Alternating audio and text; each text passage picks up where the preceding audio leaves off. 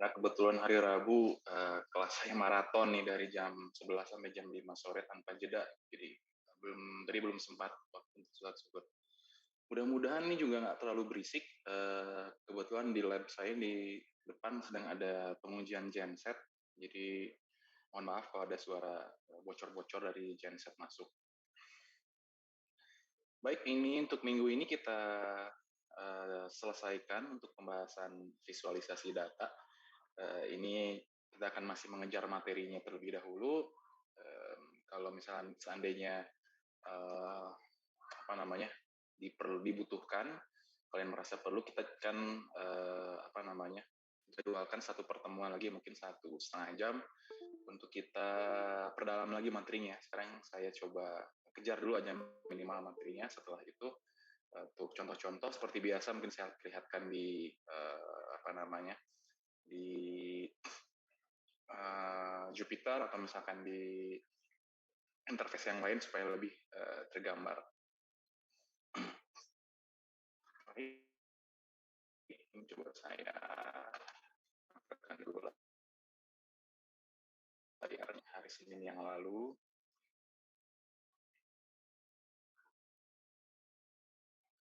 Ini mudah-mudahan jaringan saya juga cukup baik. Ini dari tadi ada muncul internet unstable, jadi mudah-mudahan masih cukup jelas.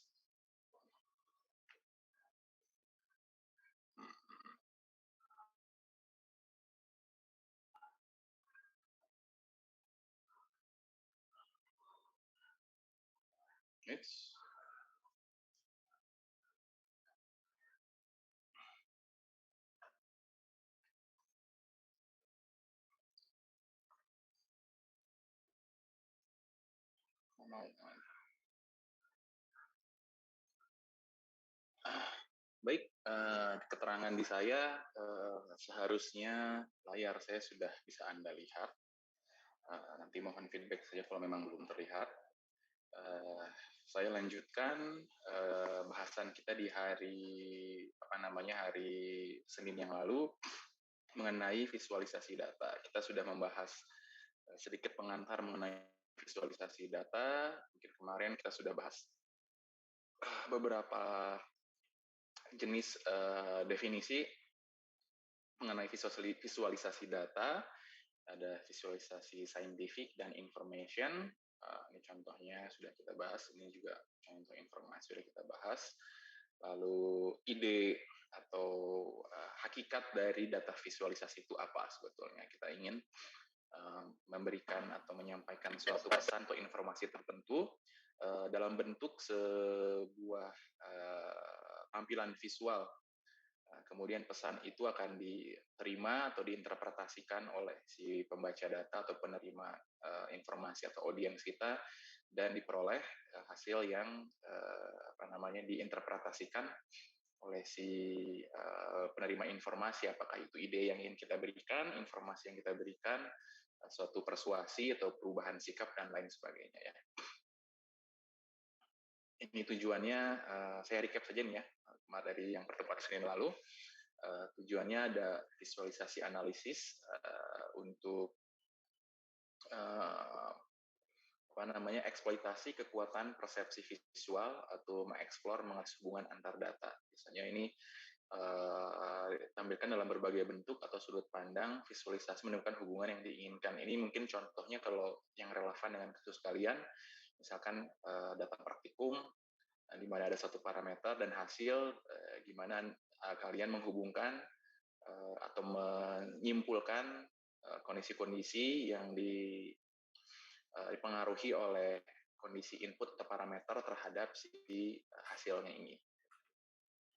Ini bisa divisualisasikan dalam bentuk plot, persamaan garis, histogram, atau pie chart ya biasanya. Yang kedua, visualisasi untuk komunikasi ini lebih dalam tujuan untuk menyampaikan pesan yang ingin kita berikan kepada audiens. Yang pertama ini kita ingin menarik sebuah kesimpulan atau mengetahui hubungan sebab akibat dari suatu kondisi misalkan, atau hubungan antar data.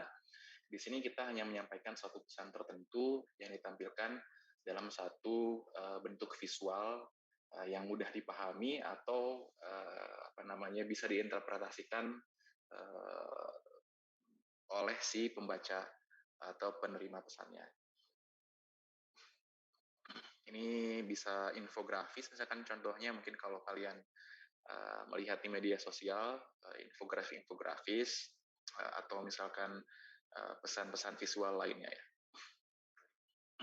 Nah ini contoh misalkan tujuan analisis, di mana misalkan mencari hubungan antara parameter di sumbu X dan parameter di sumbu Y, lalu misalkan kategori datanya, misalkan dia diberi tanda merah, hijau, dan biru ini untuk kategori data tertentu, kondisinya seperti ini, sehingga bisa ditarik sebuah simpulan tertentu terhadap sebaran data yang dimiliki gitu. Yang selanjutnya ini kita terpotong hari Senin yang lalu pada bagian ini visualisasi untuk tujuan komunikasi. Ini menampilkan data juga sebetulnya, namun di sini dibuat dalam bentuk sedemikian rupa supaya kita bisa melihat di sisi sebelah kiri, misalkan urutan peringkat negara dengan konsumsi air tertinggi. Di sini mulai dari China, India, Amerika Serikat, Brazil, Rusia, Indonesia, Pakistan, sampai dengan Nigeria. Ini mungkin kalau kita bandingkan dengan data populasi berbanding lurus juga, di mana negara-negara ini merupakan negara-negara yang memiliki populasi cukup tinggi ya. Lalu di sebelah kanan kita lihat distribusi atau persebaran dari konsumsi air yang digunakan oleh masing-masing negara di sini. Misalkan di sini ada untuk proporsinya untuk rumah tangga, industri, misalkan lalu ada pertanian, lalu industri peternakan, daging, dan bidang-bidang industri pertanian lainnya di sini. Misalkan ada susu, telur, dan lain sebagainya. Kita lihat di sini ternyata dari sisi sebelah kanan, informasi yang bisa kita peroleh di sisi rumah tangga justru paling sedikit. Industri juga tidak terlalu banyak, tapi ternyata malah yang banyaknya di bidang agrikultur atau pertanian ya, di mana ternyata untuk untuk sub bidang sereal ini menghisap atau mengkonsumsi air yang cukup banyak, disusul oleh daging, produksi daging, walaupun ternyata penjumlahan bidang-bidang lain itu ternyata dia memegang proporsi paling tinggi. Nah ini contoh visualisasi untuk komunikasi dalam hal misalkan pemakaian air di sini.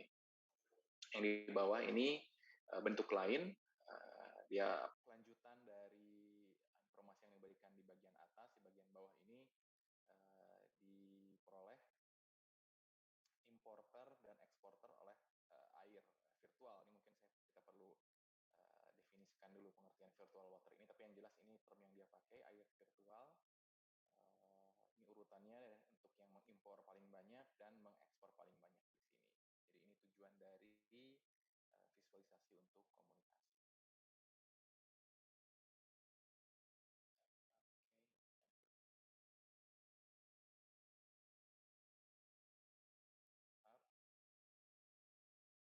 Selanjutnya terkait proses untuk visualisasi data atau menampilkan data secara visual, tentunya ada beberapa tahapan yang perlu kita lakukan, dari tahapan data mentah sampai kita dapat memperoleh suatu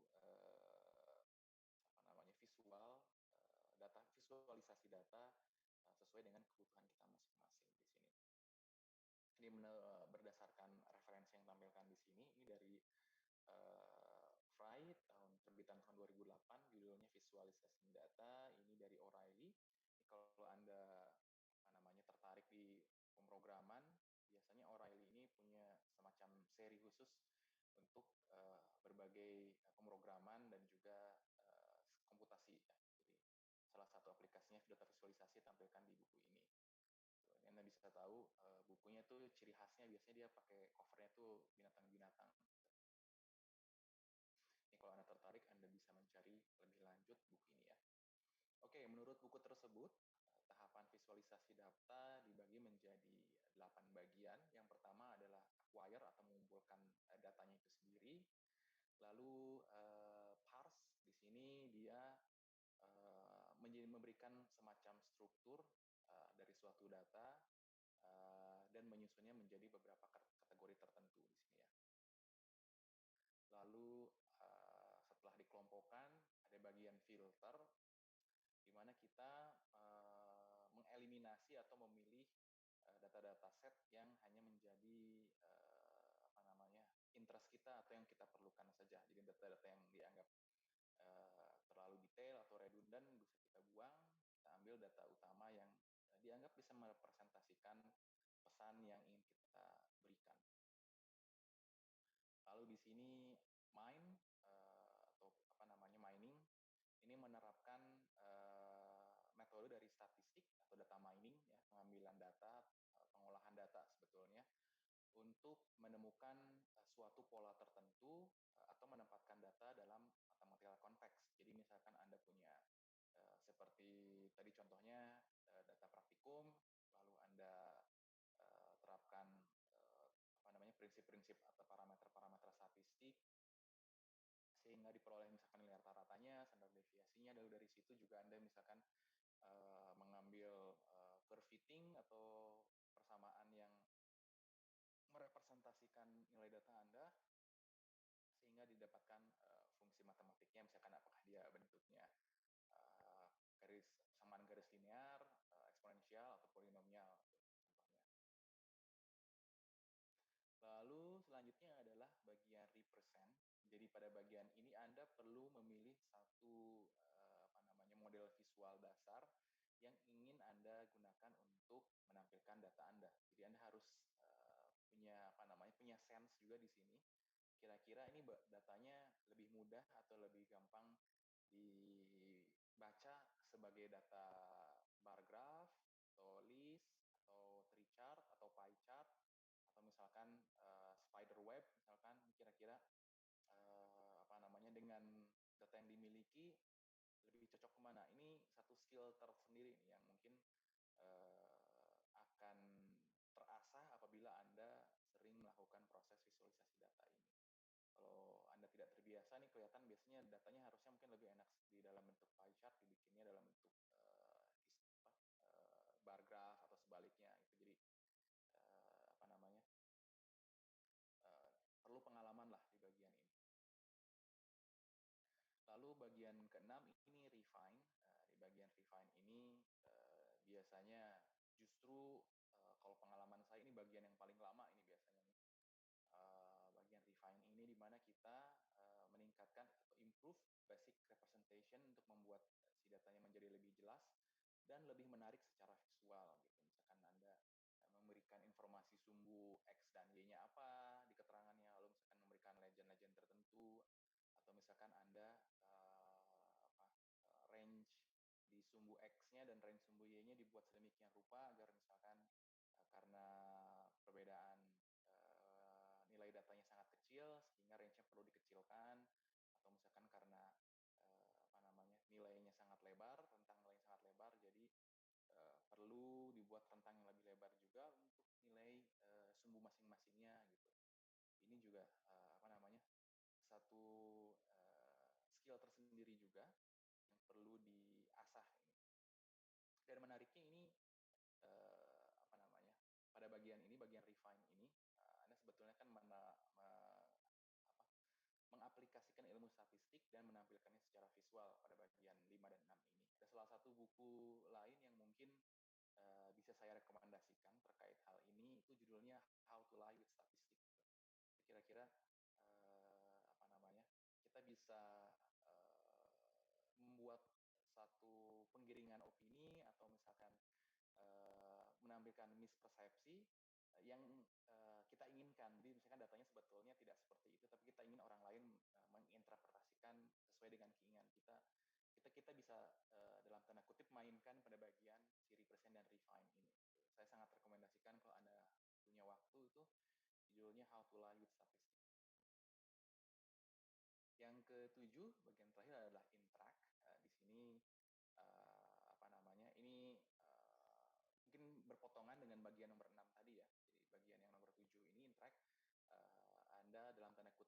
memanipulasi data atau controlling fitur-fitur apa saja yang bisa terlihat. Ini juga sama seperti yang tadi saya bilang, misalkan di range di sumbu X-nya diperpanjang atau diperkecil supaya ada bagian yang terlihat atau bagian yang tidak terlihat, atau misalkan supaya apa namanya tendensi atau trennya tersamarkan, dibuat lebih lebar range-nya, atau kalau misalkan Anda ingin emphasize menitik beratkan bagian tertentu, maka range-nya Anda buat lebih kecil dan sebagainya gitu. Nah, ini apa bagian dalam tanda kutip manipulating ini prinsip-prinsipnya bisa Anda temui tadi di buku yang How to Lie with Statistics tadi.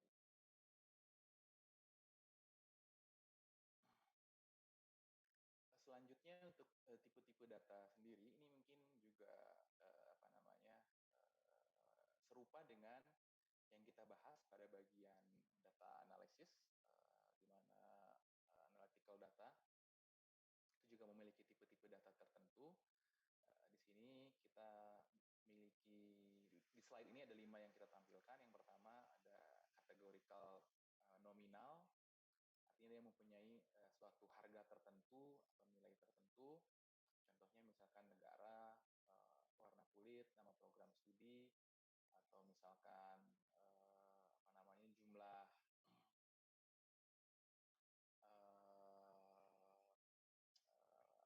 apa namanya nama kelas di list kelas pada di TPB dan sebagainya, gitu ya.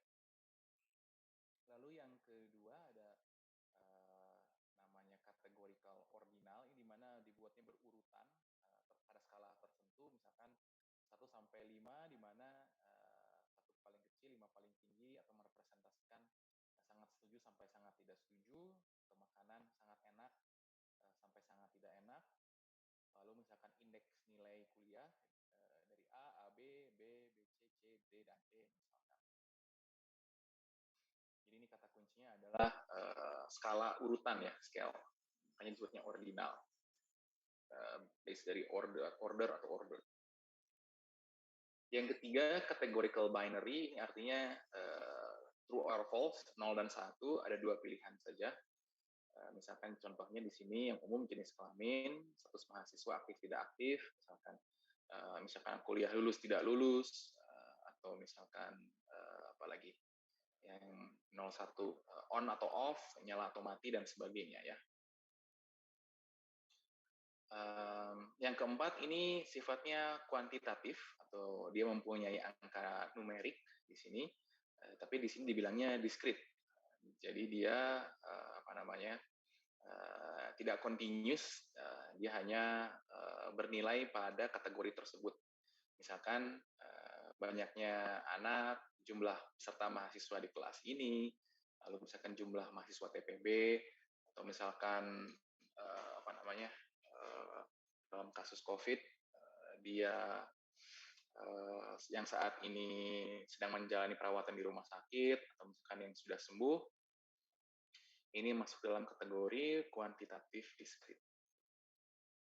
Lalu ada juga kuantitatif continuous, dalam artian ini mempunyai nilai tertentu tapi melekat pada satu apa namanya satu entitas dan dia akan terus bertambah nilainya ya. Misalkan usia saya itu tentunya bertambah terus dari saya lahir 0, 1, 2 sampai sekarang umur saya. Lalu misalkan berat badan juga ada histogram-nya, misalkan hari ini, besok, kemarin berapa nilainya, tinggi badan, misalkan temperatur hari ini tadi pagi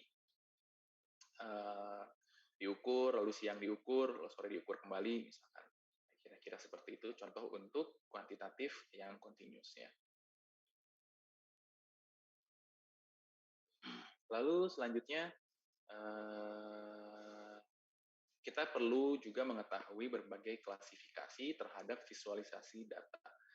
Di sini ada 5 klasifikasi yang diambil untuk merepresentasikan atau menyatakan pengelompokan dari visualisasi data. Yang pertama ini adalah perbandingan kategori atau comparing kategori, di mana ini membandingkan satu kelompok dengan kelompok yang lain ya. Misalkan contohnya tadi kelompok yang sudah divaksin dengan kelompok yang belum divaksin misalkan, atau kelompok mahasiswa yang lulus dan kelompok mahasiswa yang tidak lulus dan sebagainya. Artinya ini ada kegiatan pembandingan di sini. Lalu yang kedua ada penampilan perubahan terhadap waktu. Ini juga misalkan contohnya kasus positif harian, misalkan atau kasus kesembuhan harian pada kasus COVID. Lalu misalkan Anda ingin menurunkan berat badan, lalu Anda mengukur berat badan Anda mingguan, harian atau bulanan. Ini juga salah satu contohnya ya. Lalu ada tampilan hierarki dan hubungan keseluruhan bagian atau whole part relationship. Ini menyatakan seperti contoh yang air tadi ya. Ini salah satu contoh yang mudah dipahami. Ada hubungan hierarki dalam artian di sebelah kiri ya ada hubungan di mana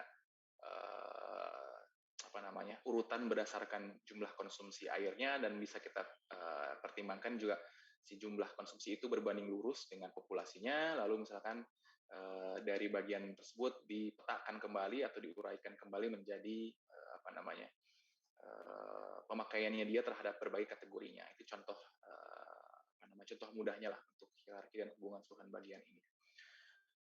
Lalu selanjutnya ada plotting relationship. Ini digambarkan biasanya persamaan matematis, misalkan persamaan garis, persamaan kuadrat, persamaan linear, di mana hubungan antara X dan Y itu diperoleh dari satu plot tertentu, ya, atau fungsi tertentu di sini yang kita plot dalam suatu data visual. Gitu.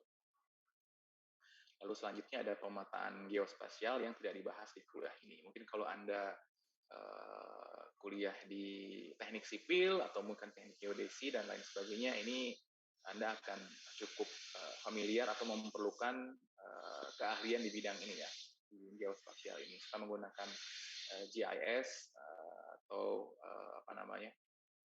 tools-tools lainnya ya, untuk pemetaan geospasial ini. Ya, ini agak suara mendengung dari genset di depan lab saya. Ini mudah-mudahan tidak terlalu mengganggu ya suaranya kalau memang bocor. Nah, ini contohnya dari kategori-kategori tadi, mungkin kita bisa uraikan lagi menjadi berbagai contoh-contoh lain atau kategori-kategori lainnya. Ini induknya kita menjadi pusatnya di sini, si data visualization methodnya ini. Tadi misalkan untuk kategori comparing kategori ini tipe-tipe grafis atau chart yang umum dipergunakan diberikan di sini, diuraikan. Ada dot plot, bar chart, ada floating bar, pixelated histogram, slope graph, glyph chart, radial chart, Sankey diagram, area size chart, small multiple, dan word cloud. Ini silakan Anda mencari tahu lebih. Kalau misalkan ada bagian yang di sini yang Anda belum ketahui atau baru dengar pertama kali, silakan Anda cari tahu sendiri ya. Ini karena sangat banyak nih, kalau dijelaskan satu persatu mungkin tidak akan cukup juga waktunya. Lalu yang kedua ini ada showing changes over time. Kita lihat ada line chart, sparkliness, area chart, horizon chart, stack area chart, stream graph, candlestick, barcode, dan flow map. Lalu untuk yang assessing hierarchy and part to whole relationship, ini yang bisa digunakan itu pie chart, stack bar chart, square pie, tree map, circle packing diagram, bubble hierarchy, dan tree hierarchy. Kemudian ada plotting connection and relationship. Ini yang biasa saya pergunakan, biasanya ini scatter plot dan atau scatter plot matrix. Lalu ada bubble plot, heat map, parallel set, radial network, dan network diagram ini ya. Ini juga kalau Anda menggunakan tools Microsoft Excel, misalkan Anda melakukan praktikum mengolah data, ini beberapa chart yang sini juga mungkin pernah Anda temui atau Anda gunakan ya sebelumnya. Dan mungkin juga Anda sudah gunakan, tapi sebetulnya secara kualifikasi Anda baru tahu juga ini seperti ini ya. Apakah dia sebetulnya masuk kategori yang mana, sehingga nanti Anda bisa menyocokkan untuk jenis-jenis data yang ingin Anda visualisasikan sebetulnya lebih cocok masuk kemana. Gitu. Ini yang terakhir, walaupun tidak kita bahas di kuliah kita, tapi mungkin ini saya jabarkan juga. Ada untuk geospatial data itu ada dot plot map, bubble plot map, arithmetic map, particle flow map, sorry. Mungkin yang Anda pernah lihat yang cukup umum kartogram, Turling kartogram, dan juga network connection map. Nah, ini kategori yang lebih rinci lagi berdasarkan klasifikasi dari si metode visualisasi data ini ya. Nah, kita akan bahas agak lebih detail, atau kita uraikan lebih detail mengenai klasifikasi data tadi. Yang pertama ini ada comparing categories. Untuk comparing categories ini seperti namanya ini cukup self-explanatory, di mana dia membandingkan nilai-nilai dari suatu variabel yang bersifat kategorikal atau kelompok ya. Di sini contohnya diberikan membandingkan jumlah mahasiswa untuk beberapa prodi, pendapatan kapita per negara dunia, atau misalkan perbandingan warga negara yang sudah divaksin di lingkup Asia atau dunia misalkan. Nah, untuk tipe data seperti ini, untuk perbandingan ini, maka jenis grafis atau plot yang umum digunakan atau dapat digunakan, misalkan di sini diberikan vertikal atau horizontal bar chart atau column chart, lalu ada histogram, ada radial chart, ada dot plot, dan lain sebagainya. Untuk mudahnya juga jenis-jenis chart ini yang bisa Anda lihat dengan mudah biasanya ada di aplikasi atau di perangkat lunak MS Excel ya. Nah, ini contohnya untuk bar chart horizontal dan vertikal. Ini kita tampilkan yang sebelah kiri secara horizontal, dan yang sebelah kanan kita tampilkan datanya secara vertikal di sini. Di sini dia bar chart atau grafik garis ini menggunakan batang-batang di arah orientasi vertikal atau horizontal untuk menunjukkan perbandingan nilai-nilai numerik pada kategori tersebut ya. Ini misalkan contohnya ada nama-nama hewan, ada monkey, orang utan, dan ciref. Ini mungkin populasi hewan liar di satu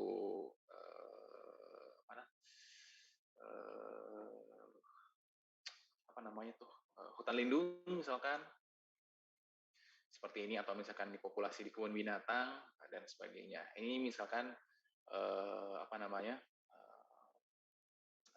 jumlah positif harian misalkan contohnya dalam kasus COVID ini, misalkan di hari ini tanggal, lalu ini misalkan jumlah orang.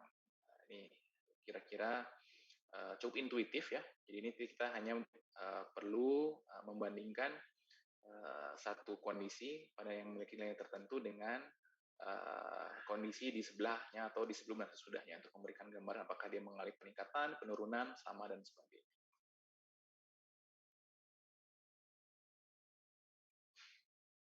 Lalu untuk comparing kategori ini bisa ditampilkan dalam bentuk histogram juga. Dari histogram ini memvisualisasikan distribusi data untuk interval nilai atau periode waktu tertentu. Jadi ini nilainya konstan biasanya. Jadi ini mirip dengan kurva normal ya. Jadi ini di mana interval ini sebagai standar deviasinya. Kalau dalam histogram ini setiap batang histogram merepresentasikan frekuensi pada tiap intervalnya di sini. Misalkan di sini dia hitungannya bulan contohnya. Ini misalkan curah hujan misalkan contohnya, atau misalkan intensitas matahari dan sebagainya kira-kira yang bisa kita tampilkan menggunakan chart histogram ini. Lalu ada juga dot plot. Ini dot plot sebetulnya dia alternatif atau tujuannya sama dengan bar chart tadi, tapi di sini nilai datanya ditunjukkan dalam titik-titik data, diplotkan di dalam data kita di sini. Jadi misalkan ini menyatakan satu titik ini menyatakan let's say 100 unit, misalkan ini menyatakan jumlah snack of choice pada suatu acara atau misalkan di bioskop mana penjualan yang cukup perbandingan penjualan pada suatu bioskop pada satu waktu tertentu. Misalkan di sini ini popcorn, ada pretzel, Twitzer, KitKat dan lain sebagainya.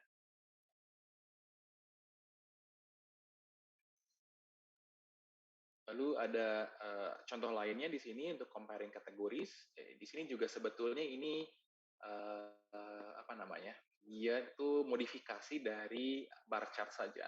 Di mana kalau dalam bentuk bar chart ini Anda tarik lurus ke arah horizontal semuanya. Lalu ini dibuat dalam koordinat polar atau koordinat melingkar di sini ya. Misalkan karena keterbatasan space atau misalkan untuk apa namanya tujuan visual tertentu ini bisa ditampilkan seperti ini. Walaupun di sini disebutkan ada satu kekurangan atau problem ini bisa jadi apa namanya interpretasi dari panjang batang ini apa namanya disalahartikan oleh si pembaca datanya. Gitu. Jadi seolah-olah dia lebih pendek, tapi ternyata sebetulnya tidak dan sebagainya. Padahal kalau kita buat tarik horizontal, mungkin agak lebih jelas ya si apa namanya diskrepansi antara masing-masing datanya tersebut. Gitu. Tapi ini juga bisa dipergunakan tergantung kebutuhan kita juga ya. Perlu diingat saja, mungkin pada bagian radial bar chart ini ada potensi misinterpretasi data dari hal apa namanya interpretasi panjang si bagian radialnya ini. Oke, lalu yang kategori kedua yaitu penampilan perubahan terhadap waktu, showing over times. Di sini visualisasi menampilkan data suatu periode waktu untuk menemukan tren atau perubahan terkait waktu. Ini biasanya kita ingin mengetahui apa namanya kecenderungan suatu kondisi dilihat terhadap waktu sebagai fungsi dari waktu ya. Ini grafik chart yang dapat digunakan, misalkan contohnya ini line chart, area chart atau stack area chart. Histogram juga bisa dipergunakan pada kasus ini dan juga data-data pada chart-chart lain yang relevan ya. Ya ini misalkan line chart, ini contoh yang paling mudah saya ambil gunakan sejak tadi, yaitu contoh penambahan kasus positif misalkan di COVID-19 pada rentang waktu tertentu. Atau misalkan ini apa namanya penghasilan rata-rata berdasarkan kategori tertentu, misalkan berdasarkan kelompok pekerjaan, gender, atau misalkan latar belakang pendidikan pada periode waktu tertentu. Atau misalkan ini apa namanya menyatakan nilai kurs tukar suatu mata uang, misalkan rupiah terhadap dolar pada waktu tertentu. Atau misalkan juga GDP Indonesia pada rentang waktu tertentu. Intinya kita bisa melihat tren atau kecenderungan suatu pergerakan data sebagai fungsi dari waktu di sini ya. Lalu selanjutnya ini apa namanya ada area chart. Ini sebetulnya dia apa namanya extension atau pengembangan dari line chart tadi, di mana untuk line chart tadi misalkan hanya garis ini saja yang Anda buat, tapi pada area chart ini bagian yang di bawah garisnya kemudian diarsir menjadi sebuah area di sini. Jadi apabila ada beberapa data yang cukup mencolok dan memiliki interval tertentu, misalkan agak sulit apabila ditampilkan dalam bentuk line chart, bisa juga ditampilkan dalam bentuk stack area chart, di mana ada apa namanya data lain atau fungsi lain atau persamaan lain yang kita tampilkan di sini. Lalu untuk mengemphasize atau mempermudah pembacaannya kita perlihatkan luas area di bawahnya. Artinya kita tahu bahwa bagian ini yang paling rendah, lalu bagian kedua tingkatan yang ke ranking kedua terendah, lalu ini peringkat kedua tertinggi, lalu area ini adalah peringkat tertingginya ya. Jadi untuk memberikan atau penanda yang lebih mencolok dibandingkan line chart sebetulnya.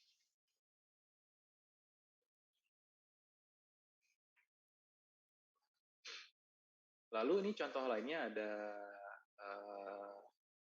kategori ketiga, penampilan hierarki untuk hubungan keseluruhan atau bagian ya.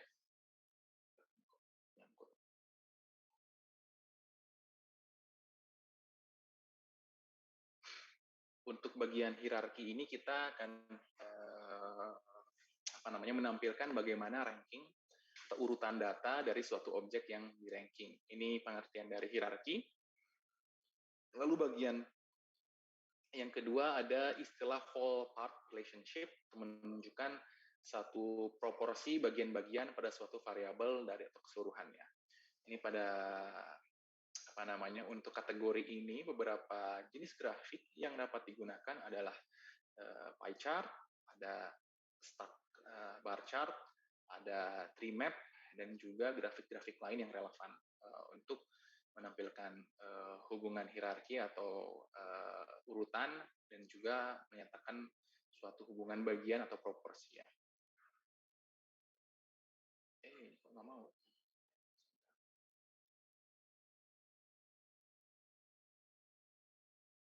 Nah, untuk pie chart ini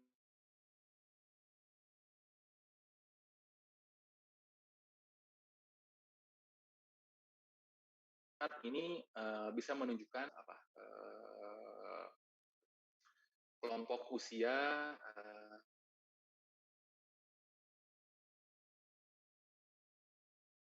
yang tertular, misalkan tertular. Mungkin paling mudah nih saya mengambil contoh COVID terus ya, mungkin karena contoh yang sedang relevan saat ini, misalkan berdasarkan contoh usianya, atau misalkan ini pasien yang memiliki tingkat yang sembuh, ini berdasarkan riwayat penyakitnya, misalkan ini memiliki riwayat penyakit tertentu, atau misalkan Anda mengklasifikasikan sampah, misalkan ini organik, sisa makanan, baterai, lalu misalkan ada logam, kertas, kaca dan sebagainya. Ini bisa dibuat dalam bentuk pie chart seperti ini, sehingga kelihatan secara proporsi sub atau kategori mana saja yang paling rendah, yang tinggi, atau yang memiliki proporsi yang relatif sama, itu bisa terlihat dari chart ini. Lalu selanjutnya ada stack bar chart. Ini modifikasi dari bar chart, tapi ini juga menampilkan bagian-bagian dari total nilai untuk satu kategori dalam suatu batang atau bar ini. Jadi dalam bar ini misalkan warna kuning ini kategori tertentu, lalu warna gradasi yang agak lebih gelap menuju merah ini warna kategori lainnya, sampai dengan gradasi yang bagian merah. Ini misalkan contoh tingkat penghasilan berdasarkan umur atau berdasarkan tingkat pendidikan. Lalu ini dalam garis 100%, di mana ini penjumlahan ini semua menjadi 100%, atau misalkan kalau dibuat dalam pie chart tadi dalam satu lingkaran utuh.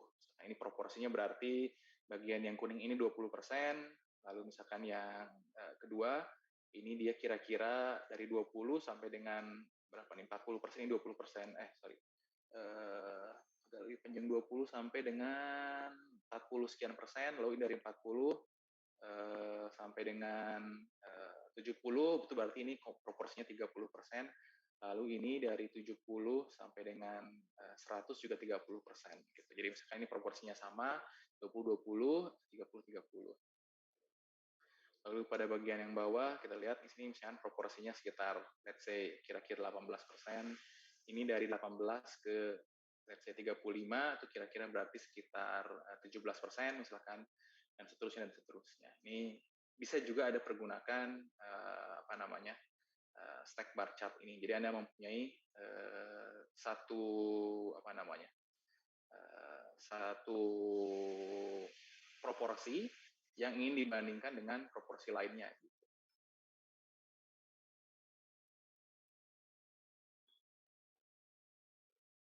Lalu ini juga ada bentuknya penggabungan antara hierarki dan whole path relationship.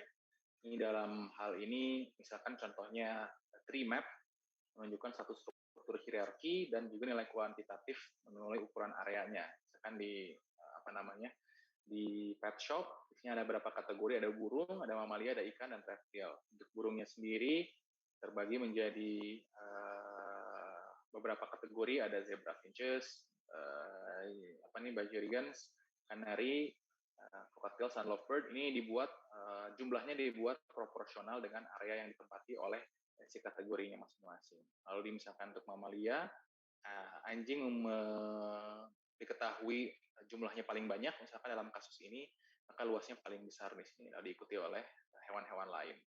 Begitu juga untuk ikan dan begitu juga untuk reptil di sini ya.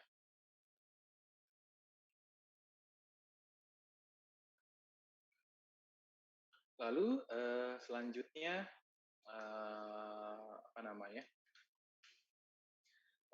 kita akan masuk ke dalam kategori ketiga, yaitu untuk plotting relationship, di mana ini menunjukkan hubungan-hubungan antar data atau korelasi data dari dua variabel atau lebih di sini. Untuk grafik-grafik yang dapat digunakan, menggunakan scatter plot, bubble plot, heat map, dan lain sebagainya. Nah, ini untuk visualisasi data saintifik, biasanya akan banyak bersinggungan dengan kategori data ini ya, si plotting relationship ini. Misalkan Anda melakukan penelitian, tugas akhir, atau misalkan Anda melakukan praktikum, ini Anda plot misalkan antara pegas, di mana persamaannya F sama dengan kali-kali delta X-nya, maka misalkan di sini ada di sumbu Y adalah F-nya, di sumbu X adalah delta X-nya, maka harusnya nilai kemiringannya atau gradiennya adalah nilai kekakuan pegasnya atau K-nya ya. Gitu. Sehingga diperoleh hubungan antara gaya dan garis atau misalkan perpindahan si pegasnya merupakan fungsi atau dipengaruhi dari kekakuan dari si pegasnya yang nyatakan dalam gradien atau kemiringan dari plot yang Anda buat, misalkan seperti itu.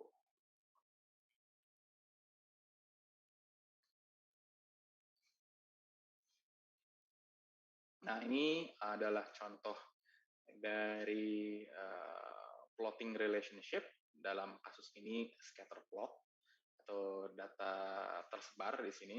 Untuk scatter plot terjadi di titik-titik yang dipetakan di atas koordinat X dan Y yang merepresentasikan nilai dari dua variabel dari X dan Y tersebut ya. Dapat digunakan untuk menunjukkan korelasi antara kedua variabel tersebut, antara X dan Y-nya ini.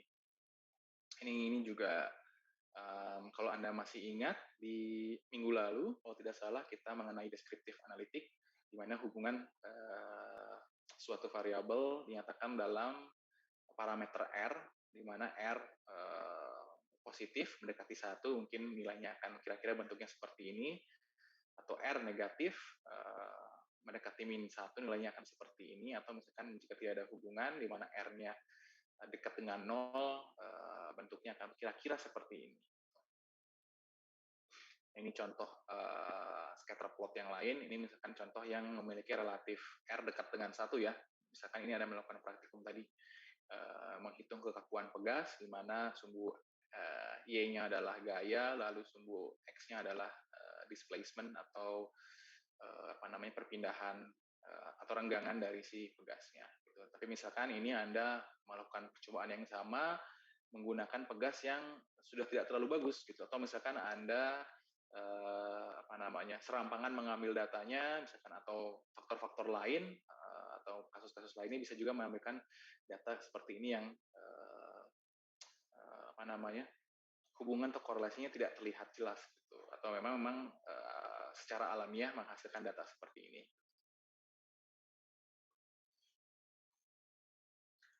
Lalu dapat juga Anda buat satu kondisi untuk plotting relationship menggunakan bubble plot.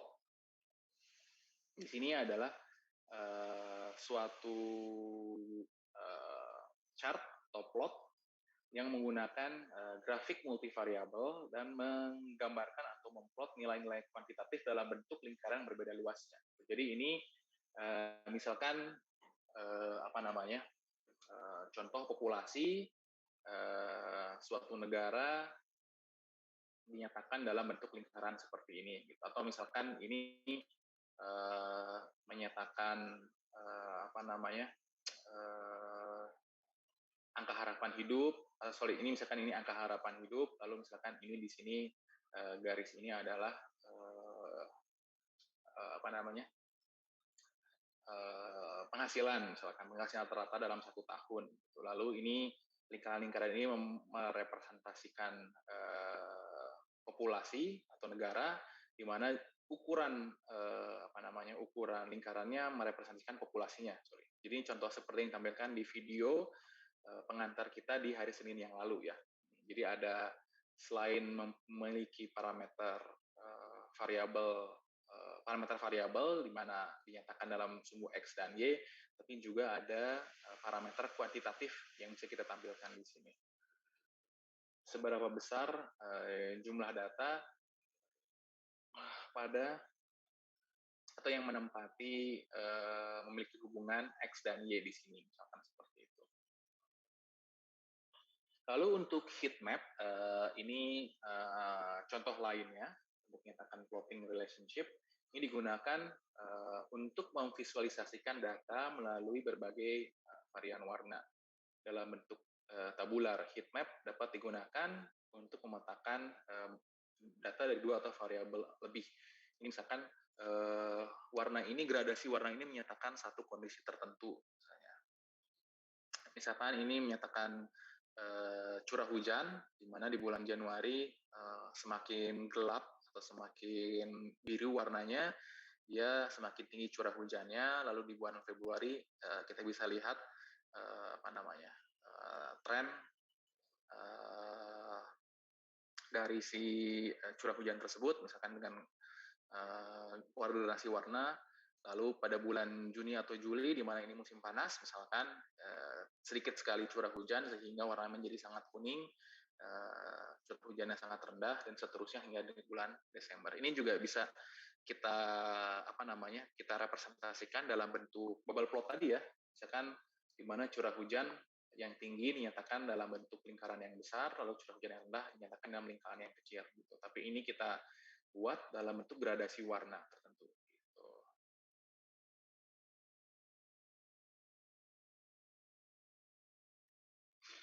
Baik, ini kita sudah membahas beberapa jenis klasifikasi data untuk geospasial data.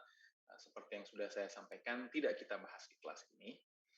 Jadi kita setelah mengetahui apa itu data visualisasi, bagaimana melakukan proses atau tahapan menyusun sebuah visualisasi data, lalu kita juga sudah mengetahui kira-kira jenis-jenis atau kategori dari visualisasi data, dan juga contoh-contohnya untuk memberikan gambaran kira-kira dalam kasus kita ini cocoknya menggunakan visualisasi data yang mana, si data kita itu masuk kategori yang mana, apakah tadi comparing kategoris atau perubahan terhadap waktu, atau juga menandakan suatu apa namanya hierarki dan juga hubungan secara keseluruhan dan sebagainya ya.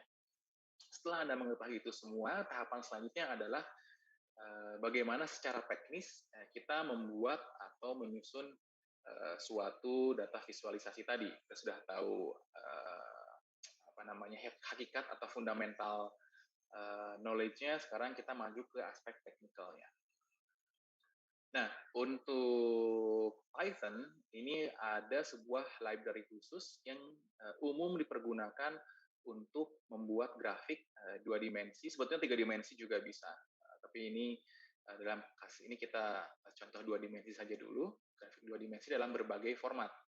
Ini lalu dari library Matplotlib ini namanya Matplotlib. Lalu dalam library matplotlib ini ada sebuah modul khusus namanya pyplot. Dia modul untuk plotting sederhana dengan interface yang cukup mirip dengan MATLAB.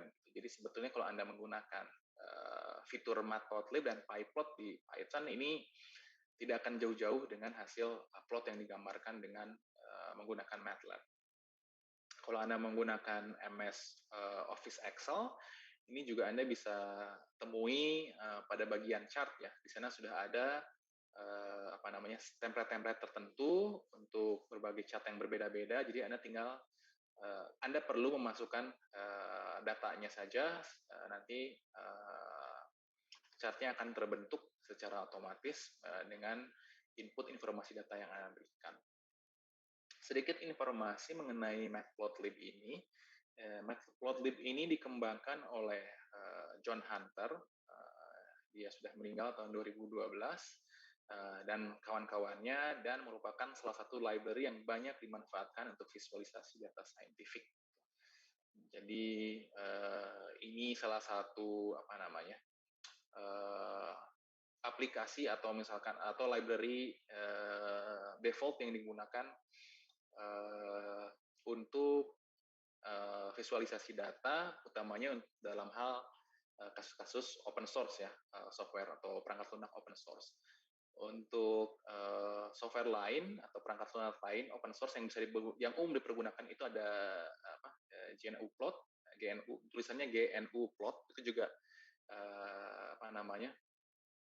salah satu perangkat lunak yang umum dipergunakan untuk visualisasi data saintifik. Kalau GNU plot itu dia basicnya text based command. Jadi dia membuat sama seperti matplotlib juga sih sebetulnya, dia untuk perintah-perintahnya dibuat dalam command-command line yang kita berikan dan ditampilkan secara visual dalam plot yang kita tampilkan.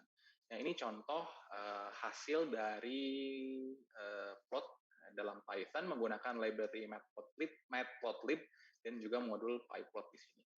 Ini fungsi sinusoidal, di mana sumbu Y menyatakan tegangan dalam satuan millivolt, dan sumbu X menyatakan waktu ya di sini, 2 detik dari 0 sampai dengan 2 detik di sini.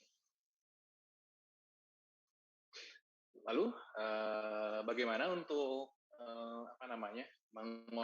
mengubah atau mengolah data kita menjadi suatu data visual dalam Python? Ini kita coba tinjau pada contoh pertama di sini. Ini contohnya kita menggunakan data yang sudah saya berikan di EduNext. Anda bisa bereksplorasi menggunakan data ini atau menggunakan data lain di sini ya. Pertama, Anda perlu mengimpor data ini karena formatnya masih CSV, comma separated value. Ini kita impor menjadi objek data dan data frame di dalam Python menggunakan perintah ini. Ini juga sudah kita bahas pada bagian data analitik ya. Kalau Anda ingat, ini import pandas SPD, di mana variabel df ini data frame kita gunakan untuk membaca isi dari dokumen atau file CSV ini, hingga nanti si df ini akan berisi informasi yang tersimpan dari si dokumen CSV ini. Ini untuk dokumen CSV-nya, tampilannya ini juga sudah kita diskusikan pada saat deskripsi data analitiknya. Oke, setelah data frame ini kita miliki dan tersimpan dalam Python, selanjutnya kita perlu mengimpor atau load library matplotlib dan dengan modul pyplot ini. Jadi, perintah yang umum dipergunakan kalau Anda temukan dalam referensi-referensi Python dan juga pembelajaran untuk pembuatan plot ini biasanya disingkat menjadi PLT. Jadi si perintah matplotlib.pyplot ini diringkas jadi satu variabel PLT atau sintaks PLT ini.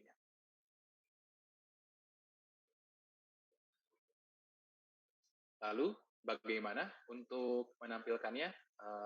Menampilkan data tadi dalam bentuk tabulasi seperti ini menjadi misalkan bar chart seperti ini. Yang pertama kita mengimport Panda, lalu mengimport Matplotlib PyPod SPLT ini. Ini kita buat data frame-nya dulu yang berisi data yang kita miliki. Ini sama seperti penjelasan pada slide sebelumnya. Lalu di data frame ini, CDF ini kita beli modul plot, di mana df titik plot kita harus import ini dulu tapi ya. Plot, lalu jenisnya apa? Ini kayak ini bar, ini bisa ada ada kategorinya, ada istilahnya library juga sih, bukan library berarti. Sudah ada istilahnya apa yang pas reserve word yang menyatakan jenis-jenis chat yang ingin kita buat dalam bentuknya bar, maka perintah ini bar. Ini Anda bisa explore juga nanti. Lalu di sini kita beri sumbu X, di mana sumbu X ini kita ambil menggunakan parameter name. Di sini parameternya di mana name-nya sudah diberikan pada data frame kita ya. Berarti kita menggunakan si name ini sebagai sumbu X-nya. Lalu sumbu Y-nya ini kita acu pada parameter age di sini. Ini bisa kita ganti-ganti juga nih. Misalkan ini name, lalu untuk Y-nya misalkan kita mau apa? Mau gender, atau misalkan state, number of children, number of pet, tergantung kebutuhan kita. Dalam kasus ini, dalam bentuk age, diberi masing-masing diberi tanda double kutip di sini ya, pada parameternya ini.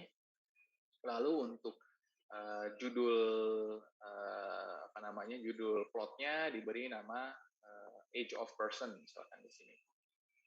Lalu di kurung tutup, setelah Anda memberikan perintah ini, memberikan perintah untuk membuat sebuah plot, sebuah bar chart, di mana X-nya adalah nama, Y-nya adalah umur, dengan judulnya adalah age of person, maka Anda perlu juga memberikan perintah ini plt.show dan memberikan kurung buka dan kurung tutup di sini. Ini perintah untuk menampilkan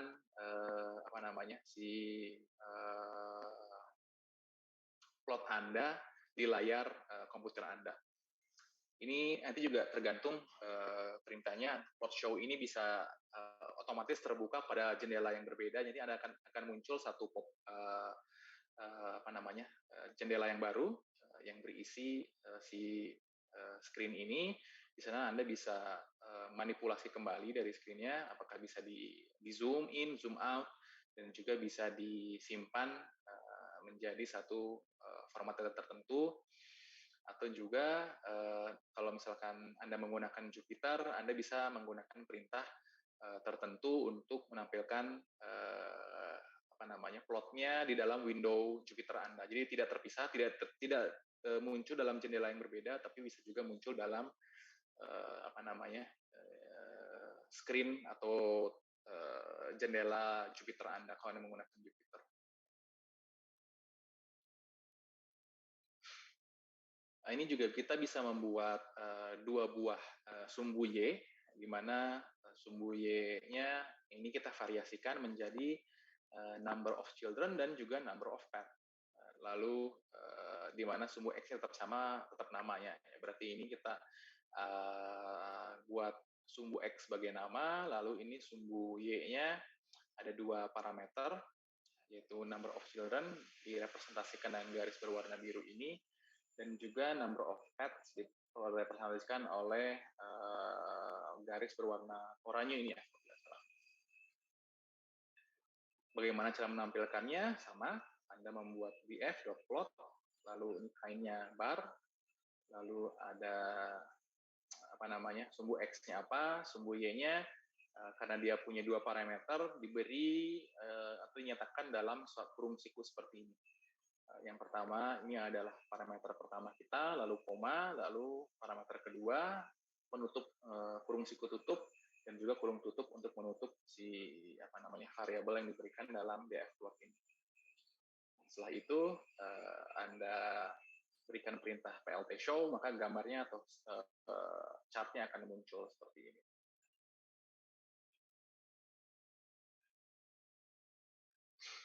Selanjutnya untuk horizontal chart, ini sama persis dengan membuat vertical bar chart tadi. Bedanya ini di kainnya ini nih. Nah, ini tuh nanti perlu dicek kembali kamus-kamusnya untuk si jenis-jenis datanya. Kalau scatter itu scatter, lalu ini dalam bentuknya horizontal bar chart, makanya barnya namanya menjadi bar H di sini ya. Untuk parameter lain tetap sama, ada name, ada age, ada title, ada age of person. Bisa juga ini Anda memberikan properties lain, dalam hal ini misalkan warna. Jadi Anda ingin si bar chart ini memiliki warna merah, maka diberi nama atau diberi perintah red seperti ini, maka dia akan berubah menjadi warna merah. Jika tidak, dia akan mengikuti warna default saja. Gitu. Jadi yang diberikan sesuai dengan ketentuan yang ada di dalam Python-nya. Saya tentunya lupa urutan default-nya apa, tapi ada urutan default-nya otomatis. Jadi kalau misalkan 3 parameter, dia parameter ketiga akan berbeda warna juga. Lalu di sini setelah Anda membuat perintah untuk menampilkan atau membuat si horizontal bar chart ini, sama Anda perlu membuat atau memberikan command line plt show ini. Kalau nggak ada ini nggak akan muncul nanti si grafiknya tidak akan muncul dalam layar Anda.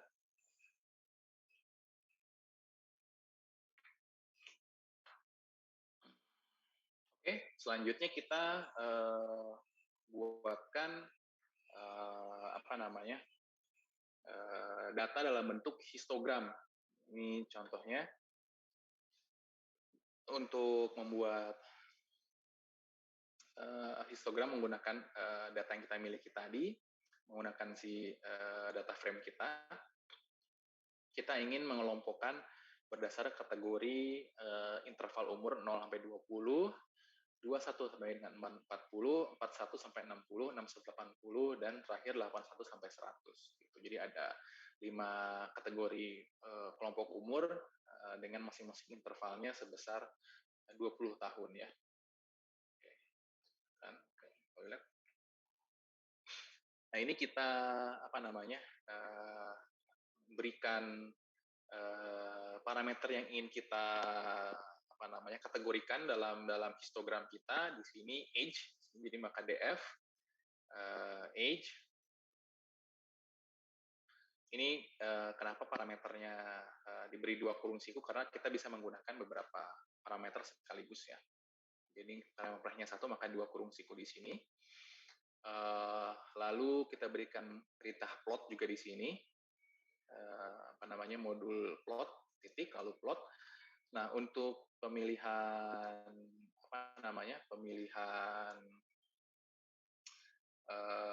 chartnya di sini kita pilih hist yang artinya histogram. Lalu bins ini intervalnya, jadi interval antar si histogramnya dari 0 sampai 20, 20, lalu 40, 60, 80, dan 100. Di sini sesuai dengan kategori kita ya. Lalu ini untuk air width-nya ini sebetulnya menandakan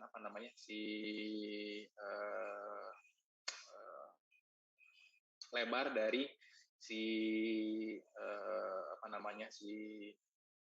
kolom atau bar ini sebetulnya. Ini 0,8, ini saya lupa satuannya inci apa sentimeter gitu. 0,8 kita kurung tutup, maka ini sudah jadi untuk perintah si histogramnya.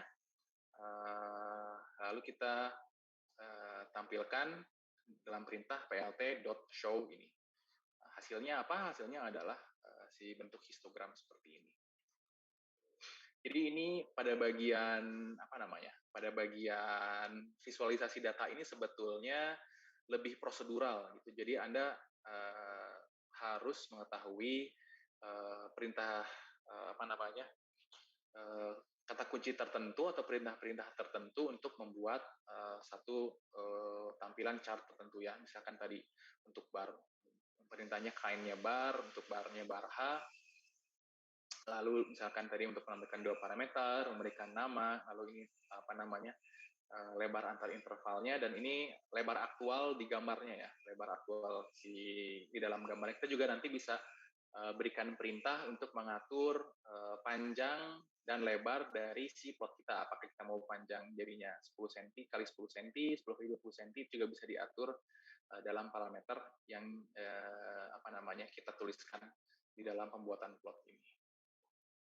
Jadi dibandingkan dengan pemrograman di awal tadi, untuk pemrograman dasar pemrograman yang kita pelajari di awal semester, kalau di sana kita harus mengetahui si sintaks-sintaksnya, lalu Anda formulasikan tergantung kasus yang Anda miliki, Anda harus apa namanya, harus bisa memformulasikan suatu persoalan, kemudian diterjemahkan dalam bahasa pemrograman. Jadi kalau ini sebetulnya lebih prosedural. Jadi Anda kalau mau membuat chart tertentu, ya template-nya atau misalkan perintahnya vanilanya seperti ini, tinggal Anda perlu memasukkan informasi-informasi yang relevan untuk membuat grafiknya, atau misalkan juga mengatur properties yang diinginkan tadi seperti warna, atau misalkan parameter yang masuk dan sebagainya. Jadi tidak sesulit dasar pemrograman yang di awal ya. Ini sebetulnya Anda hanya cukup menghafal saja, atau kalau misalkan dalam dunia nyata mungkin Anda lihat guidebook atau panduan ini sampai akhirnya Anda terampilan hafal dan bisa melakukan tanpa harus melihat guidebooknya sendiri. Jadi saya juga jujur saja untuk bagian pembuatan chart ini juga kadang-kadang ada perintah yang lupa nih, kalau misalkan ganti ukuran tuh gimana ya, atau misalkan kita mindahin legendnya ke kiri tuh gimana, kadang-kadang saya juga masih harus lihat si apa namanya si documentation dari si matplotlib-nya gitu.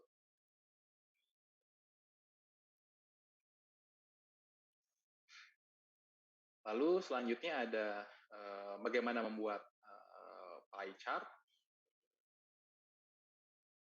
Untuk tampilan apa namanya pie chart, untuk menampilkan di sini misalkan komposisi orang berdasarkan state-nya mereka, berdasarkan negara bagiannya ya. Jadi di California berapa orang, Texas berapa orang, DC berapa orang.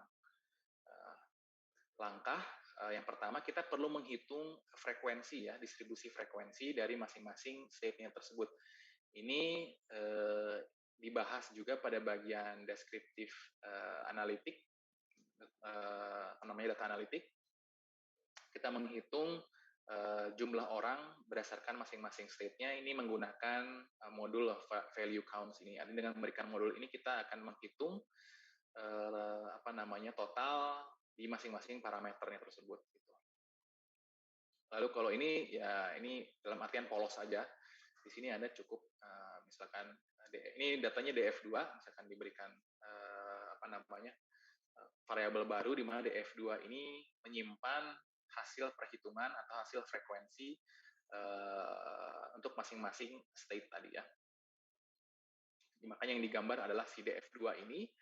DF2 ini tidak ada apa namanya, tidak ada informasi untuk properties lain atau parameter lain. Jadi Anda hanya ingin menampilkan data dalam bentuk pie chart saja, langsung kind sama dengan pie, lalu show plt.show ini, maka akan muncul apa namanya langsung hasil chart seperti ini ya. Ini juga nanti bisa ditambahkan apa namanya parameter properties lain karena menampilkan si apa namanya warna dan lain sebagainya, yang bisa di bagian sini. Ini nanti dicek kembali documentation untuk masing-masing, karena masing-masing apa namanya plot itu karakteristiknya agak berbeda ya. Nanti misalnya ada beberapa perintah yang mungkin tidak applicable pada chart tertentu, atau chart tertentu memerlukan satu perintah khusus untuk menampilkan properti terkait chart tersebut.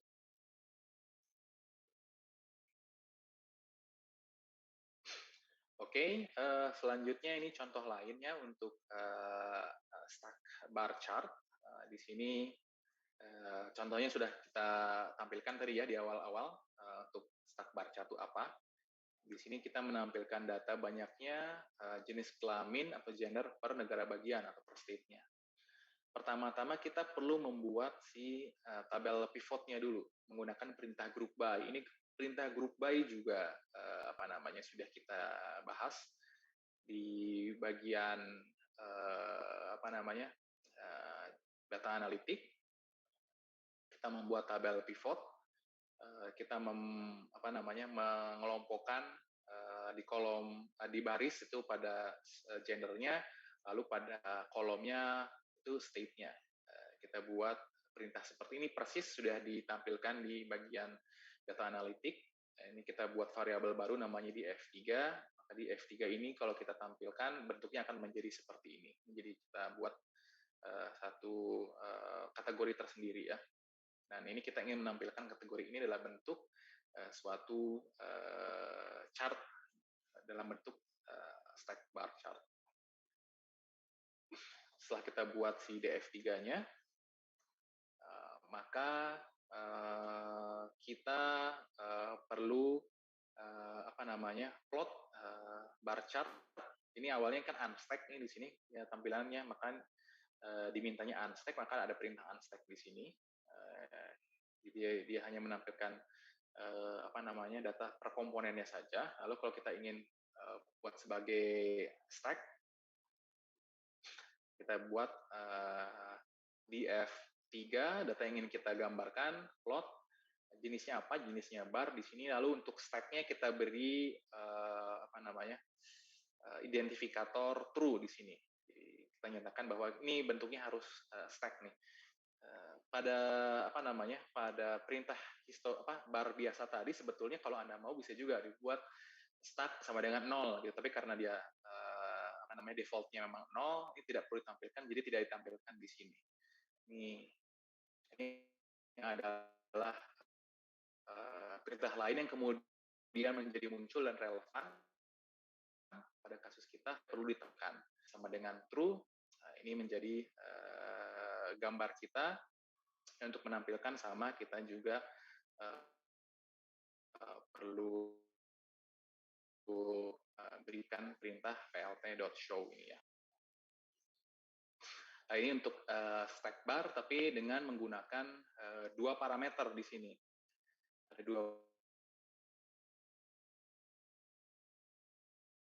parameter di sumbu Y-nya number of children, and untuk kasus ini kita langsung mengacu pada data frame utama kita, langsung kita gambarkan plot, jenisnya bar, di mana X-nya adalah name, Y-nya ada 2, dan number of children, number of pets. Lalu kita buat menjadi stack-nya menjadi true, akan tampil seperti ini ya.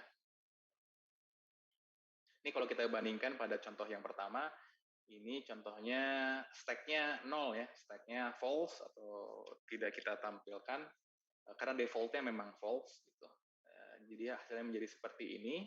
Tapi kalau misalkan kita buat dalam stack, ini bakal di bagian yang oranye ini atau yang oranye agak kecoklatan ini, dia akan ditumpuk dengan si parameter pertamanya. Ini dalam kasus ini orang name.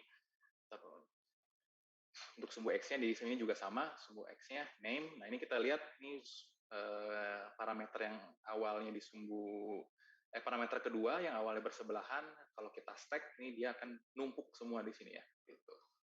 Sesuai dengan keterikatannya dia dengan data pada sumbu X di sini.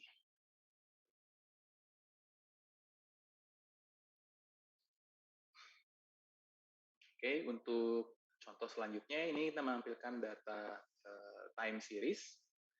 Ini kalau nggak salah saya sudah berikan juga ini untuk si data file animal.csv ini, di mana ini isinya seperti ini, ada di bagian baris menyatakan tahun, lalu di bagian kolomnya berbagai jenis hewan, ada beruang, lumba-lumba dan paus, di mana beruang jumlahnya bertambah terus, lumba-lumba berkurang terus, sedangkan paus tidak ada pola tertentu, dia berkurang lalu naik, berkurang naik lagi, berkurang naik lagi, tidak mengikuti pola tertentu.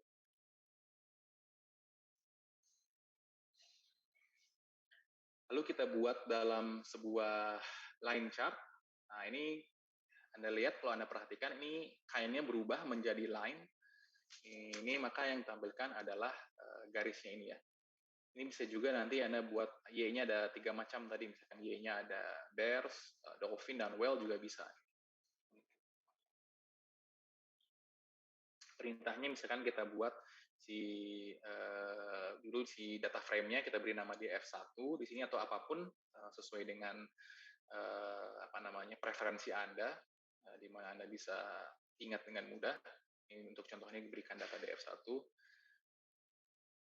Perintahnya sama, dot plot, kind, ini jenisnya line, untuk X-nya tahun, year ini, dan untuk sumbunya ada bears, beruang ini. Tampilkan plt.show, maka yang muncul adalah chart dalam bentuk garis, di mana sumbu Y-nya adalah sumbu X-nya adalah tahun, dan sumbu Y-nya adalah si jumlah ini.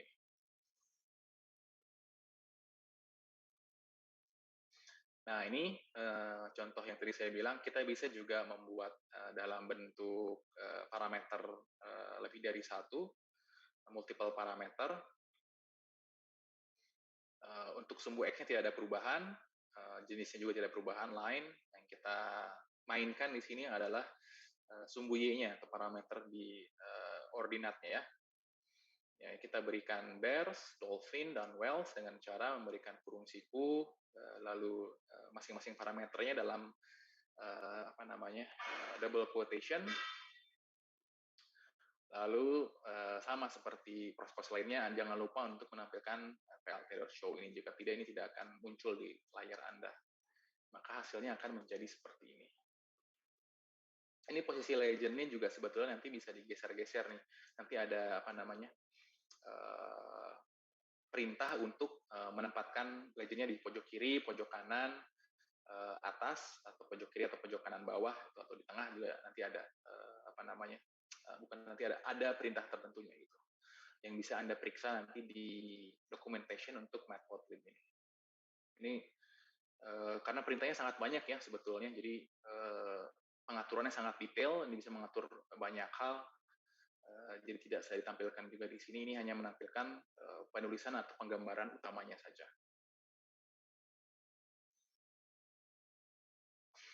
Untuk area chart ini kira-kira tampilannya akan seperti ini. Jadi kita hanya mengganti bagian kain ini menjadi area. Jadi kita udah tadi, mau bar, barha, line, area, ini perintah-perintah untuk menampilkan jenis chartnya. Untuk scatter ini tulisannya juga nanti scatter, untuk menampilkan si data dalam bentuk scatter chart. Untuk X-nya sama, Y-nya sama, PLT show-nya juga sama. Ini kira-kira jadi seperti ini.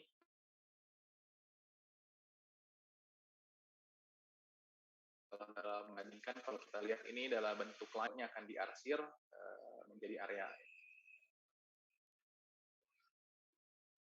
Nah, ini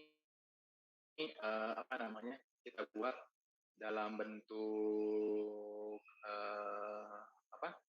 stack area chart. Ini kita bandingkan antara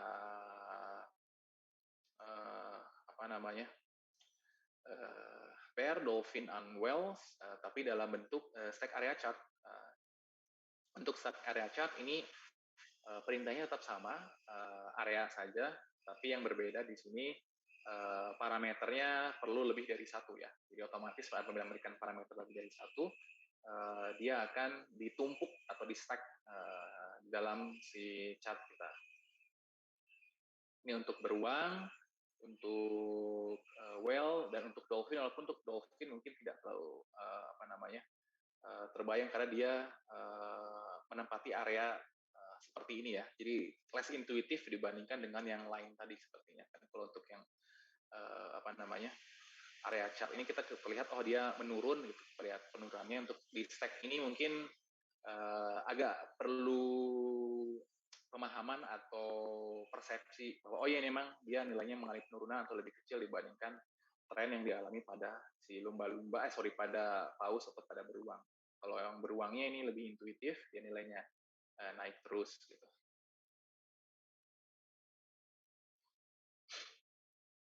Oke, ini mungkin beberapa contoh lain. Ini kalau nggak salah ini berapa nih? Dua contoh terakhir. Contoh terakhir untuk scatter dan bubble plot. Untuk contoh ini kita ketiga ini menggunakan medali Asian Games. Ini datanya juga sudah saya berikan ya dalam bentuk medali CSV. Nama filenya medali.csv. Kita load datanya, tapi ingat Anda harus import Panda dulu, mengimport Panda SPD, baru nanti Anda menggunakan perintah PD ini. Jangan langsung seperti ini ya, kalau tidak diimport dulu Pandanya tidak akan bisa. Jadi ingat, import Panda SPD, dan ini juga harus spesifik sebagai PD. Kalau ini juga nggak bisa. Kalau Anda import Pandanya dengan kode yang lain, misalkan PDS atau apanya, ini juga jadinya error ya. Kita buat sebuah variabel namanya data frame 4, di mana dia menyimpan atau membaca informasi yang ditampilkan pada file medali ini. Setelah kita simpan menjadi data frame atau DF4 atau nama lain yang Anda prefer, kita bisa buat menjadi scatter plot di sini. Misalkan ini perintah yang pertama, apa namanya? Untuk membuat scatter plot ini sama seperti perintah-perintah sebelumnya, di mana untuk kain ini Anda perlu ganti saja menjadi scatter di sini ya. Kain scatter ini X, sumbu X-nya adalah gold dan sumbu Y-nya adalah total di sini. Ini ada contoh alternatif lain yang bisa dipergunakan, di mana df4.plot.scatter, lalu Anda di sini hanya memberikan variabel X dan Y-nya saja. Either command yang Anda gunakan, yang satu maupun yang dua, ini perlu menampilkan PLT show, sehingga nanti hasilnya akan menjadi seperti ini. Nah, dari sini mungkin jadi lebih tergambar ya, kelihatan sepertinya ada korelasi antara jumlah emas dan totalnya di sini ya. Di sini kita lihat walaupun sebagian besar berkumpul daerah ini, artinya perolehan jumlah emas dan totalnya kebanyakan berada di daerah sini, di pada wilayah sini. Tapi kalau kita lihat apa namanya outlier-nya, negara-negara besar, misalkan Amerika Serikat, Cina, itu mungkin dia memperoleh emas yang tinggi dan memperoleh si total yang lebih tinggi juga. Ini jadi kita bisa prediksi mungkin R-nya dekat dengan 1 nih. Kalau kita tarik garis ini dari apa namanya antara X dan Y, menyatakan hubungannya, ini sepertinya cukup kaitan R positifnya cukup kuat nih, gitu. Makanya kalau dari apa namanya si visualisasi seperti ini kan lebih tergambar ya, kalau daripada kita melihat dalam bentuk tabulasi angka-angka, mungkin jadinya tidak terlalu terlihat, atau misalkan secara persepsi kita juga tidak bisa membayangkan itu dalam bentuk kaitan yang linier. Sedangkan saat kita tampilkan dalam bentuk data seperti ini, secara intuitif kita bisa menilai atau melihat dan bahkan menyimpulkan, oh sepertinya ini makin tinggi gold-nya, maka makin tinggi juga si totalnya.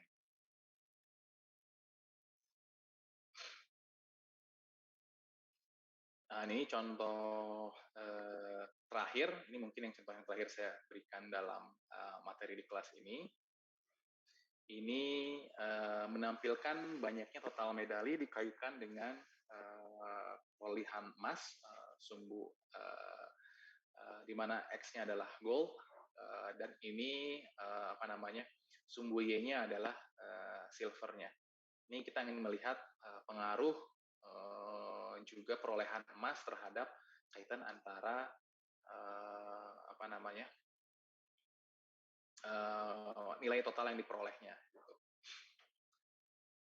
Ini kita buat dalam bentuk bubble plot. Ini perintahnya kindness scatter. Untuk X-nya gold, Y-nya silver. Nah, untuk size-nya ini menyatakan si besarnya ukuran si lingkaran kita. Ini size-nya mengacu pada data yang mana? Size-nya mengacu pada data frame 4 kita pada parameter total ya. Itu. Untuk warnanya apa? Misalkan namanya orang di sini diminta orange, maka dia diberi perintah orange. Kalau untuk kayak tadi red, blue, green dan sebagainya ini bisa sesuai dengan preferensi warna dan juga dokumentasi yang diberikan. Karena tidak semua warna diprogram ada di sini ya. Ini warna-warna yang umum saja. Kalau kita tampilkan plt.show, ini hasilnya seperti ini. Ini contoh sumbu X, ini sumbu Y, di mana X-nya adalah emas, sumbu Y-nya adalah perolehan peraknya, dan ukuran ini menyatakan si jumlah total medali yang dimilikinya dia. Jadi kalau kita lihat semakin tinggi perolehan emasnya, di sini juga dia memiliki kecenderungan memiliki perolehan silver yang tinggi juga, yang tentunya secara konsekuensi perolehan totalnya menjadi lebih banyak juga ya. Untuk negara-negara di bagian sini, dia perolehan goldnya kecil, silvernya kecil, secara totalnya juga cukup kecil, kan berarti dia kontribusi ukurannya hanya dari sekarang perlu dijumlahkan dengan bronze-nya saja. Itu kita tahu bahwa misalkan di sini let's say gold-nya 5, silver-nya 5, total 10, maka besar ukurannya ini juga nanti dipengaruhi oleh jumlah bronze. Bisa saja mungkin misalkan di garis ini dia total perolehan medalinya besar, itu artinya apa? Kita bisa interpretasikan bahwa oh iya, dia mungkin perolehan gold dan silver-nya kecil, tapi secara total menjadi besar karena ternyata bronze-nya dia sangat banyak. Let's say dia gold-nya 5, silver-nya 10, tapi bronze-nya katakanlah 70 atau 100 misalkan. Jadi dia mendominasi di sini, ukurannya menjadi besar. Tapi kalau kita lihat di sini dari data yang ditampilkan atau direpresentasikan dalam chart ini, kita lihat kecenderungannya kalau gold dan silvernya kecil, ya jumlah totalnya juga kecil. Kalau perbandingannya agak linear, makin tinggi goldnya dan silvernya juga makin tinggi, totalnya juga makin tinggi. Ini juga menandakan nilai R yang R positif mendekati 1 juga ya sebetulnya. Kalau kita buat dalam parameter lain, misalkan scatter normal untuk total, tapi bronze dan silver juga mungkin saya duga kita akan memperoleh si chart yang sama ini. Nah, itulah pentingnya mengapa visualisasi data itu perlu kita lakukan dan perlu kita kuasai, karena ini menjadi dasar kita untuk mengambil suatu tindakan, menganalisis, atau mengambil sebuah simpulan. Terutama apabila Anda menjadi seorang ilmuwan, menjadi saintis, misalkan Anda sekolah sampai S3 gitu, nah ini kemampuan untuk menganalisis, menarik simpulan, melihat hubungan suatu data dari suatu plot itu menjadi sangat penting gitu ya. Oke, untuk bagian terakhir, di bagian terakhir ini setelah Anda membuat berbagai macam chart, ini kalau Anda buat dalam Python biasa, ini plot tadi setelah Anda buat itu tidak otomatis tersimpan ya. Jadi setelah Anda tutup, kalau Anda tutup jendelanya, maka si gambar tadi juga akan hilang, tidak akan tersimpan secara otomatis di dalam memori komputer Anda. Sehingga supaya dia bisa disimpan dalam memori komputer Anda perlu menampilkan satu perintah lain, perintah tambahan di sini plt.saving di sini. Ini perintahnya. Lalu Anda simpan atau berikan directory atau alamat di mana dia akan disimpan. Di sini misalkan Anda simpan dalam directory B umum, langsung diberi nama chartnya apa, ini terserah Anda, bisa suka-suka Anda, age bar chart, atau misalkan contoh 1, atau misalkan chart latihan 1, dan sebagainya. Dan ini bisa juga dibuat dalam berbagai format data yang umum untuk gambar, bisa PNG, bisa JPG, dan lain sebagainya. Ini juga perlu dicek kembali dokumentasi dari Matplotlib ini, data-data apa, jenis-jenis data apa saja yang kompatibel atau bisa disimpan. Ya, biasanya sih kalau saya, ya kalau nggak PNG, JPG aja sih. Nanti kalau pada tingkatan yang lebih advance, Anda bisa menggunakan software untuk kompilasi plot.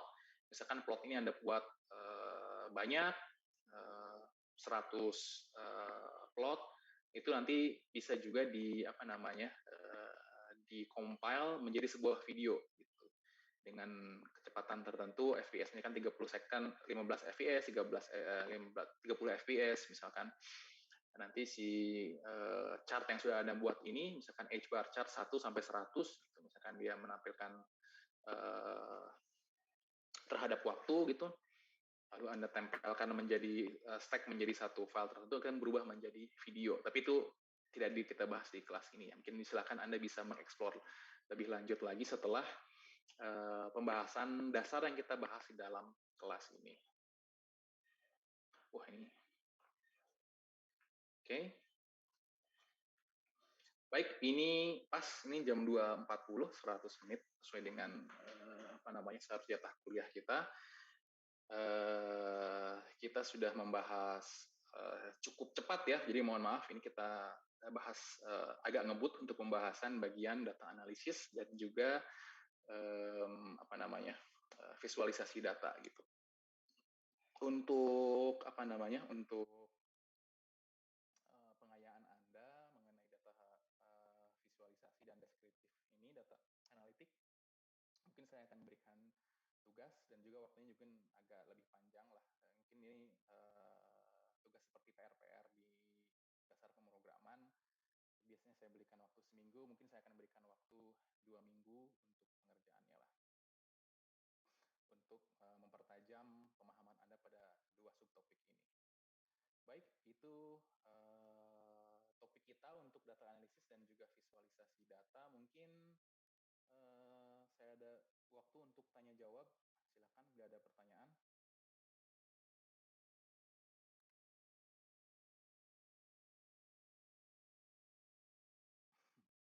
Ya, cukup dense ya materinya hari ini. Jadi saya pahami mungkin Anda perlu waktu untuk mencerna dulu. Oke. Apabila tidak ada pertanyaan, mungkin saya cukupkan pertemuan kita di hari ini. Jadi kita sudah menyelesaikan pembahasan untuk data analisis menggunakan Panda dan juga visualisasi data menggunakan Matplotlib ya. Untuk minggu depan mungkin saya akan masuk ke bagian topik terakhir, yaitu pengantar AI atau Artificial Intelligence. Ya, untuk materi ini, materinya tidak tidak seteknikal pemrograman. Jadi ini mungkin mirip-mirip dengan materi kita di awal kuliah mengenai pengertian perangkat lunak dan lain sebagainya. Jadi lebih banyak cerita aja. Jadi agak lebih santai harusnya. Oke, terima kasih kalau begitu untuk perhatian Anda di siang ini sampai dengan sore ini. Jangan lupa untuk mengisi daftar hadir. Kita berjumpa lagi di hari Senin. Tanggal berapa hari Senin itu? Tanggal 29. Terima kasih, saya tutup. Assalamualaikum warahmatullahi wabarakatuh. Terima kasih, Pak. Terima kasih, Pak. Terima kasih, Pak.